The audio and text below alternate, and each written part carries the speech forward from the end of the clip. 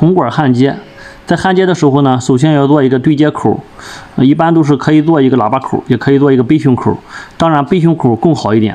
在中央空调中呢，要求必须做背胸口，这样的口接触面积大，焊接的更加牢固。还有在铜管折弯的时候呢，不容易折扁。现在固定铜管开始焊接，在开火的时候要先开可燃气起，然后呢点火之后再加一点氧气，调节火焰大小。粗的铜管用大一点的火焰，细的铜管要小一点的火焰。要来回晃动焊枪，不能对准一个地方一直烧，容易导致铜管烧透。铜管发红之后就可以放焊料。